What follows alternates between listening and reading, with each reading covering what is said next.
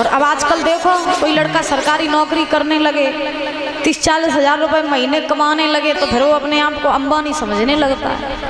बड़ों के सामने तो झुकना तो भूल ही जाता है। और आजकल के लड़के झुकेंगे भी, पाँव छुएंगे भी तो कैसे, परियां छुए के छाती तो लगा लिए जे हरी हरी की, नहीं कितना झुकबो नहीं जानते, झुक जाएंगे तो इनकी बेइज्जती नहीं हो जाए। अच्छा, पैर क्यों छुए जाते हैं? एक पति महाराज बताओ, पैर क्यों छुए जाते हैं?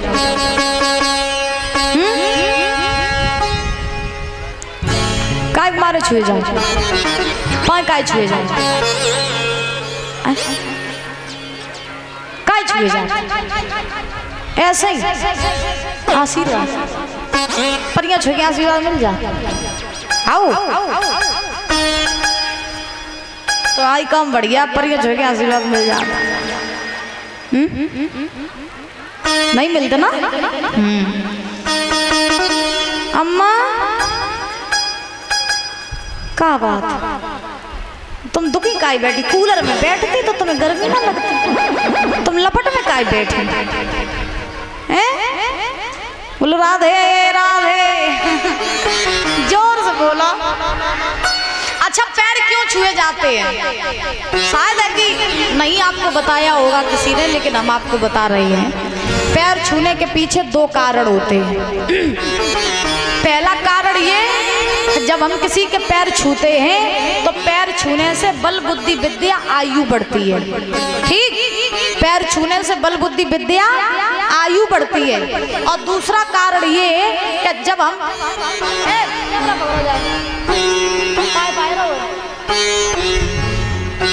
दूसरा कारण ये है दादा कि जब हम किसी के पैर छूते हैं तो उस व्यक्ति के गुण हमारे अंदर प्रवेश कर जाते हैं, इसलिए जो है पैर छुए जाते हैं। जिसके हम पैर छूते हैं उस व्यक्ति के गुण हमारे भीतर आते हैं। 2 कारण। अच्छा, पैर किसके छूने चाहिए, किसके नहीं छूने चाहिए? जो गुणवान हो, जो चरित्रवान हो, जो संस्कारी हो, जिसकी समाज में इज्जत हो, जो दूसरों का मान सम्मान करना जानता हो, ऐसे व्यक्ति के पैर छुओ तो लाभ प्राप्त हो। ये ठीक। और पाँव छुओ किनके नहीं चाहिए? जो शराबी हो, बेशक तुम्हारा दमाद क्यों ना हो, कभी उसके पैर न छुओ। बेशक तुम्हारा बाप क्यों ना हो, उसके पैर ना छुओ। जो शराब पीता हो, मांस खाता हो, पराई नारी की संगत करता हो, जो चरित्रहीन हो, जिसकी समाज में इज्जत ना हो, ऐसे आदमी के कभी पैर छूने नहीं चाहिए। ठीक। और सुनो, पाँव पूरो नहीं, जब भी छुओ तो पाँव को अंगूठा छुओ। का छुओ? पाँव को अंगूठा। ठीक। जैसे लड़के बड़े बूढ़ों के पैर छूते हैं तो पैर का अंगूठा छूना चाहिए, तभी उससे लाभ प्राप्त होगा। माताएं जैसे बहुएं हैं, सास ससुर के पाँव छुअती हैं, नंदन के पाँव छुअती, तो पाँव को का छुआ? का छुआ? बोला अंगूठा। ठीक है ना। तो ध्रुव जी महाराज चले। सबसे पहले ध्रुव जी अपनी मौसी के पास पहुंचे, सुरुचि के पास, और ध्रुव जी ने कहा, मौसी। सुरुचि ने जब देखा कि ध्रुव आ रहे हैं तो शर्म के मारे सुरुचि घर में घुस गई, दरवाजा बंद कर लिया। सुरुचि ने दरवाजा नहीं खोला। ध्रुव जी ने कहा, मौसी, सबसे पहली गुरु तो तू ही मेरी है, अगर तू मेरे तमाचा ना मारती तो आज मुझे भगवान की प्राप्ति ना होती। क्या मात दरवाजो खोलो, आई गो तेरो सौंपे लो लाल।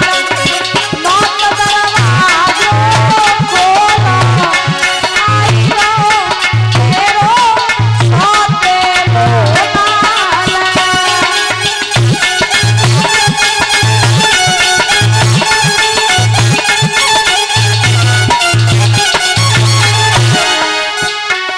कई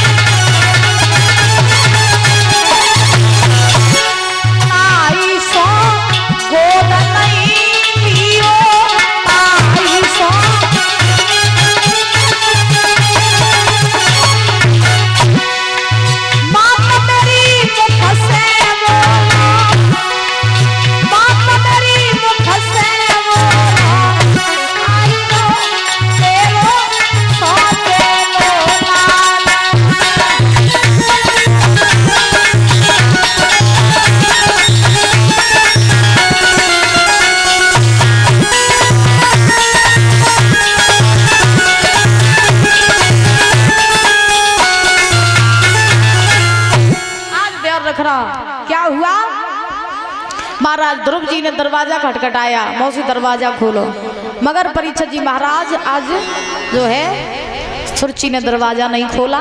फिर ध्रुव जी महाराज जो थे वो चले अपनी मैया सुनीति के डेगा पहुंचे। मैया सुनीति ने ध्रुव को देखो अपनी छाती से लगाए रो लला, भगवान मिली है तो ध्रुव जी ने कही हाँ माँ भगवान मिल गई मुझे। तो सुनीति ने कही लला तुम बहु दर्शन कराए देने भगवान के। तो बाई समय ध्रुव जी ने आह्वान किया, प्रभु आए, भगवान ने जो है सुनीति को दर्शन दिए, राजा उत्तानपाद को। तब तक सुरुचि भी आ गई, उसने क्षमा मांगी, सुरुचि को भी दर्शन कराए हैं भगवान ने। आज महाराज ध्यान रखना, आज इस प्रकार से ध्रुव जी महाराज ने खुद का उद्धार किया और साथ ही साथ अपने कुल खानदान का उद्धार किया। बोलिए ध्रुव जी महाराज की, बोलिए वृंदावन बिहारी लाल की। क्योंकि कहने का भाव संतान अगर चाहे तो कुल का नाश करा दे और संतान अगर चाहे तो कुल का उद्धार करा दे। लेकिन ये सब होगा कैसे? जब माँ बाप चाहेंगे, ठीक है ना। क्योंकि जब हम कोई पौधा लेकर के आते हैं तो हम जब तक उसकी अच्छी तरीके से निराई सिंचाई नहीं करेंगे तब तक वो पौधा अच्छे फल हमें नहीं देगा। जब तक हम उसकी देखभाल नहीं करेंगे पौधे की, जब वो पौधा धीरे धीरे पेड़ बन जाएगा तो पेड़ वो अच्छा तभी बनेगा जब उसकी अच्छे से देखभाल करेंगे। अच्छे फल वो हमें तभी देगा जब उसकी अच्छे से देखभाल करेंगे। वैसे ही बच्चा होता है महाराज, बच्चा जब जन्म लेता है तो वो पौधे के समान होता है और अच्छे से अगर उसकी परवरिश नहीं करोगे तो वो महाराज जो है बड़े होकर के कभी भी संस्कारी नहीं बनेगा। इसलिए अपने बच्चों की अच्छे से देखभाल किया करो, पाला मत किया करो बच्चों को, बल्कि बच्चों की परवरिश किया करो। आज ध्रुव जी महाराज जो है इस प्रकार से रह रहे हैं। धीरे धीरे समय बीता, उत्तानपाद बूढ़े हुए। ध्रुव जी महाराज जब बड़े हुए तो उत्तानपाद ने राज्य छोड़ दिया, अवध का जंगल में जाकर के भजन किया है। और इधर क्या हुआ कि ध्रुव जी महाराज अवध के राजा बने। इन्होंने कई वर्षों तक ध्रुव जी ने इस धरती पर राज्य किया। जब राज्य से इच्छा भर गई तो ध्रुव जी महाराज भगवान के धाम को गए। फिर भगवान ने ध्रुव जी को अपनी गोद में स्थान दिया, जो आज भी ध्रुव भगवान की गोद में बैठे हैं। आकाश में ब्रह्म मुहूर्त में सुबह सबसे चमकता हुआ जो तारा दिखाई देता है वही है ध्रुव तारा, जो आज भी भगवान की गोद में विराजमान है। और एक बात बताएं, जौन आदमी की मृत्यु होवे वाली हो, जो आदमी मरवे वालो हो, भाई 6 महीना पहले तय अगर ध्रुव तारा दिखाई दे वो बंद हो जाए तो समझ लियो कि हमारे दिन निकट आई है। हाँ का कहती अम्मा, रोज देखो करा ध्रुव तारा, का पता तुम्हें दिन नजर निकट आइए हो है? का रोज देखो करा ध्रुव तारा, रोज सवेरे 4 बजे उठ के हैं, और ज्यादा ना दिखाई दे वो बंद हो जाए, तादना बड़बड़ा ही जब तुम भगवान के शरण में आ जाइयो, ठीक। हाँ ना तुम फिर जा सोचो कि अब नाती पंती इनका हो या भाई बिना डराइयो ना, सीधी चली जाइयो चुप्पा बिना कछु कहे। हाँ तो देखो इस प्रकार से ध्रुव जी महाराज को भगवान ने अपनी गोद में स्थान दिया। ऐसे ध्रुव जी महाराज ने खुद का भी उद्धार कराया, साथ ही साथ अपने कुल खानदान का उद्धार किया। ताली बजाते हुए भजन बोलेंगे, उसके बाद बड़ा सुंदर प्रसंग आ रहा है, राजा हरिश्चंद्र का, उसमें प्रवेश करेंगे। सभी लोग बोलेंगे ऊंचे ऊंचे।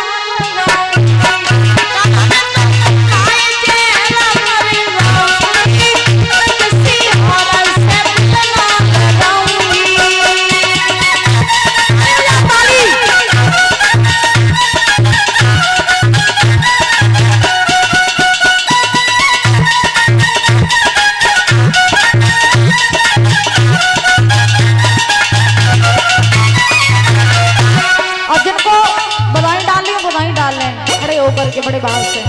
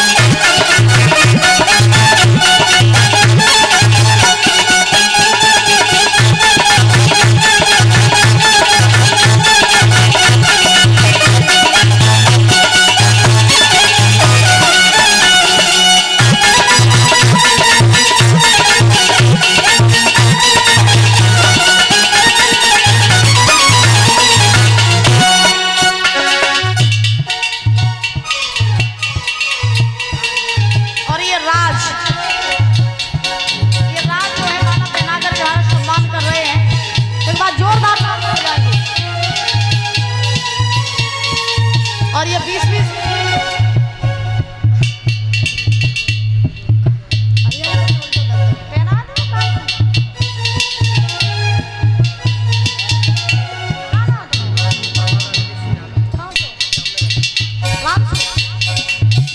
ये मानसू भैया श्यामनगर से भैया पगड़ी पहना करके पीताम्बर पहना करके हमारा सम्मान कर रहे हैं। बहुत बहुत धन्यवाद है और जोरदार तालियां बजाएं।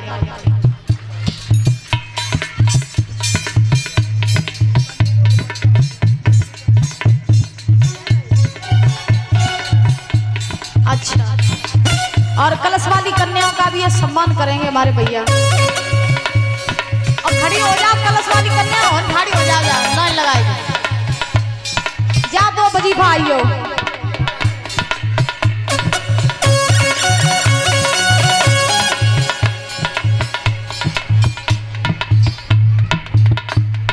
ये शांति बनाए रखो ने, शांति शांति बनाए रखो। आराम आराम से जाओ, खड़ी हो जाओ जाके, शोर ना करो।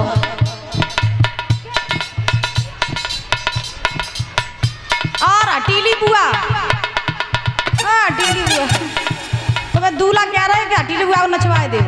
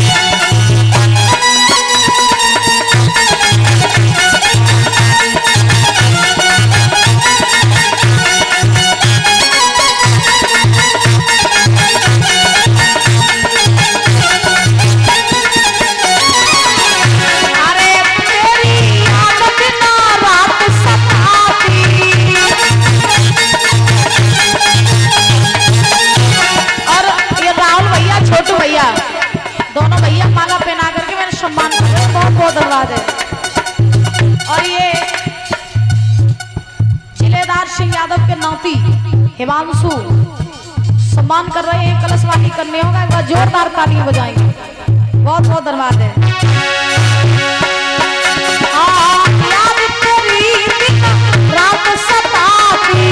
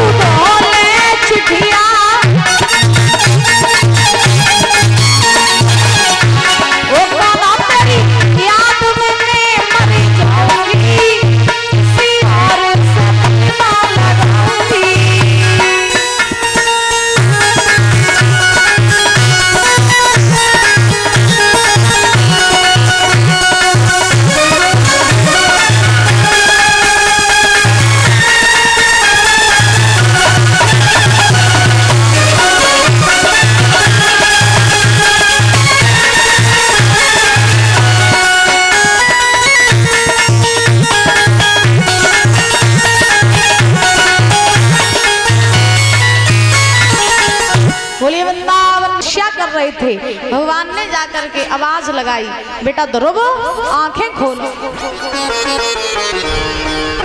ध्रुव आंखें खोलो। तो महाराज ध्रुव ने आंखें नहीं खोली। उसके बाद भगवान समझ गए कि मेरी मोहिनी मूरत जो है वो ध्रुव जी के मन में है, और जब तक ध्रुव जी के मन से वो मोहिनी मूरत नहीं हटेगी तब तक ध्रुव जी जो है तपस्या भंग उनकी नहीं होगी।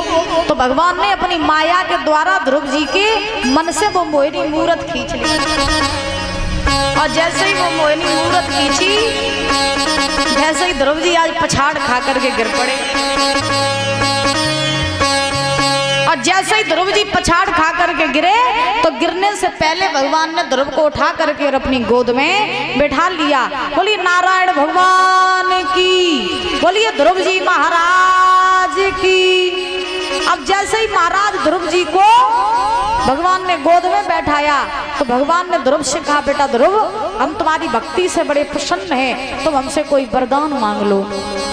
तो ध्रुव जी ने कहा कि हे प्रभु मुझे आपकी गोद मिल गई, अब मुझे कुछ नहीं चाहिए, बस जो मुझे चाहिए था वो मुझे मिल गया, इससे ज्यादा मुझे कुछ नहीं चाहिए। तो उसी समय भगवान इतने बड़े दयालु हैं कि भगवान ने ध्रुव जी को वरदान दिया कि जाओ हम तुम्हें वरदान देते हैं कि तुम धरती पर रह करके 36,000 वर्षों तक राज्य करोगे। कितने हजार वर्षों तक? 36,000 वर्षों तक राज्य करोगे। और सुनो, राज्य से जब तुम्हारी इच्छा भर जाए तो तुम मेरे धाम को चले आना, हम तुम्हें अपनी गोद में स्थान देंगे। इतना कह करके इंद्र का ऐरावत हाथी बुलाया, उस हाथी पर ध्रुव जी को बैठाया और बैठाल करके जंगल से विदा किया। ध्रुव जी जंगल में आए, जंगल से जब घर आए तो देखा अवधवासियों ने कि ध्रुव भगवान को प्राप्त करके आ रहे हैं, तो चलो ध्रुव जी के दर्शन करने चल के। तो सब आए ध्रुव जी के दर्शन करने के लिए, 2-4 बड़े बूढ़े रहे, सब आए। अब ध्रुव जो है इंद्र के ऐरावत हाथी पर विराजमान है। जब ध्रुव ने देखा कि मेरे बड़े बूढ़े खड़े हैं और मैं इस हाथी पे बैठा हूँ, तो ध्रुव जी नीचे उतर के आए, सबके चरण छुए आशीर्वाद लिया। देखो जिसे भगवान मिल जाए उससे बड़ा दुनिया में कोई नहीं, जिसे भगवान मिल जाए उससे बड़ा दुनिया में कोई नहीं। और फिर भी ध्रुव जी महाराज के भीतर कितने संस्कार, कि जब देखा कि मेरे बड़े बूढ़े खड़े हैं तो नीचे उतर के आए, सबके पांव छुए, आशीर्वाद।